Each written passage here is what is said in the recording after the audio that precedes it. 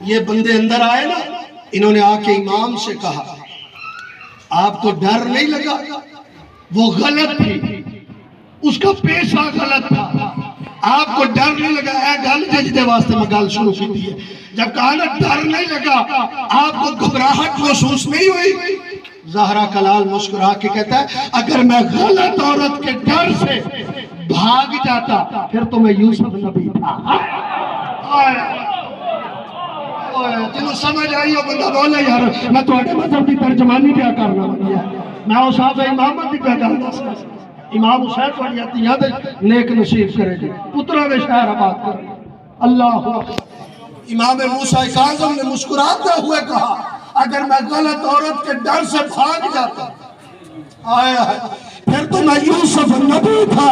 امام نے سینے پہ ہاتھ مار کے کہا میں امام ہوں، اگر اس غلط عورت کو متقی نہ بناؤ تو مجھے امام نہ کہنا۔ آیا اللہ یہ ہے اوصاف امام، یہ ہے مذہب تشیع میں امامت کی عزت، یہ ہے مذہب فقہ جعفریہ میں امامت کا رتبہ کہ امامت کی عزت کیا ہے، امامت کی بلندی کیا ہے، اور ہر بندہ امامت کے فضائل کو برداشت نہیں کرتا۔ بات آپ کی سنی سنائی ہے لیکن بھائی ایک نے کہا وہ بات پھر ذرا سنا دے، میں دہرا دیتا ہوں۔ تیرے امام جعفر صادق نہیں مدینے کے بازار سے نکلے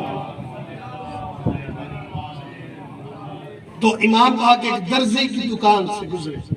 تو وہ عربی میں شعر پڑھ رہا تھا، تو مولا نے ایک چٹکی تراب اٹھائی اس کے منہ کی طرف پھینکی، اس تراب کا ایک ذرہ اس درزی کے منہ میں چلا گیا، اس کا سینہ فضائل علی سے بھر گیا اور کہنے لگا مولا حکم۔ تو امام صادق کہتے جا مدینے کے صدر چوک میں کھڑا ہو کے لوگوں کو اکٹھا کر کے بتا کہ علی حق ہے، علی حق ہے جی۔ وہ آیا علی کے فضائل پڑھنے شروع کی، اللہ اکبر۔ میری جان تو زیادہ قیمتی جملہ جڑا میں تھوڑے سماتا بھی حوالے کریں، بندے تنگ آ گئے، برداشت سے باہر ہو گیا، فضائل برداشت نہ ہو، علی ہضم ہی نہیں ہو رہا۔ آیا بھائی جان انہوں نے قدم اٹھائے کہ چلے، قدم اٹھاتے تھے چلتے نہیں تھے، ہائے ہائے ہائے ہائے، قدم اٹھاتے تھے لیکن چلتے نہیں تھے، گھبرا کے ہاتھ جوڑ کے کہتے ہیں جابر کیا جادو کر دیا ہے، ہم قدم اٹھاتے ہیں قدم چلتے ہی نہیں۔ امام صادق کا نوکر مسکرا کے کہتا ہو سکتا ہے کہ میں ابو تراب کے فضائل پڑھوں اور تراب تمہیں ہلنے دے۔ آیا تراب پہ حرام ہو گیا، وہ تمہیں ہلنے نہیں دے کیونکہ میں اس کے باپ کے فضائل پڑھ رہا ہوں۔ بندے گھبرا کے کہتے ہیں جابر ہم مر جائیں گے، برداشت سے باہر بس کر۔ جابر وہاں سے چلا جنگل میں گیا، مولا علی دن نوکرہ دی میں گال داسنا اگر بھائی ساجد پہ داستے سننا اس گھر کے نوکروں کی عزت ہے، کمال ہے۔ میں اپنی مجلسہ جانا ہوں نا جو سردار لازوال اوڑنا تو نوکر بھی با کمال ہونا۔ آئے آئے اس گھر کے نوکروں کی عزت ہے، کوئی سورج چڑھنے نہیں دیتا ہے جی، کوئی سورج اترنے نہیں دیتا، اگر کوئی بھوکا ہو جائے نا تو پھر وہ جنت بیچ دیتا ہے، پاڑی خیر ہوگی جی ہے جی، پھر وہ مٹی کی ڈھیریاں بنا آئے اللہ پھر وہ جنت بیچ دیتا ہے جی۔ یہ نوکروں کی عزتیں ہیں، صلہ ہے جی ولایت علی، اور سائیدی کو ولایت علی کے صلے دی گل کیتی ہے نا،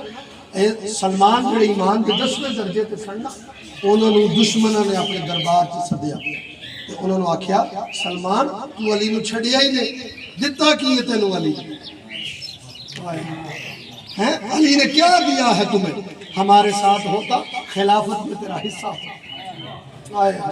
چھوڑ دیتا علی کو تو خلافت میں تجھے حصہ ملتا۔ قرآن دی عزت دی قسم ہے، جب یہ لفظ سلمان محمدی نے سنے نا ان کو دیکھ کے کہتا تو کہہ رہا ہے کہ علی نے دیا کیا ہے، میں تمہیں کہتا ہوں علی کو ماننے کے بعد دنیا میں بچا کیا ہے۔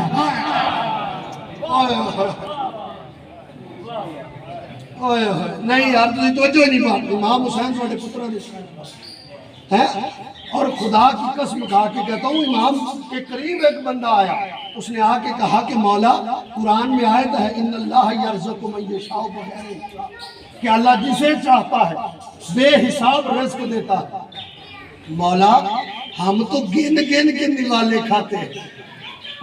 تو اللہ تیرے دشمنوں سے زیادہ راضی ہے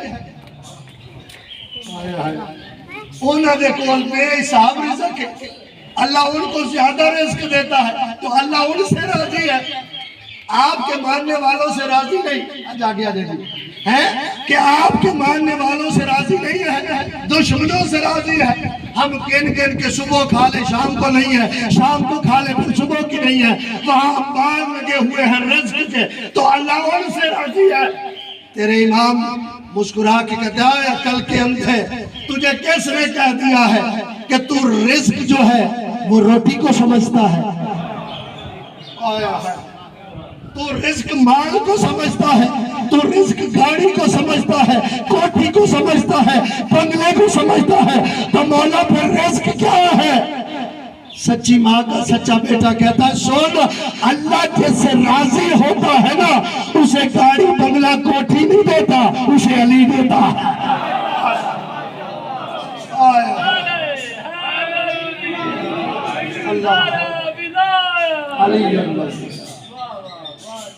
اللہ جس سے راضی ہوتا ہے نا اسے رزق کوٹھی بنگلہ نہیں دیتا اسے علی دیتا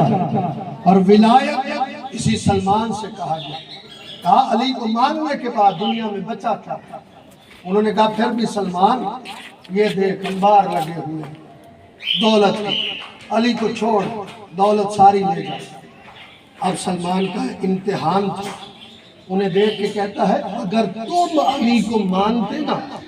تو آسمان پہ جاتے ہوئے پرندوں سے تم کہتے تو وہ تمہاری بات مانتے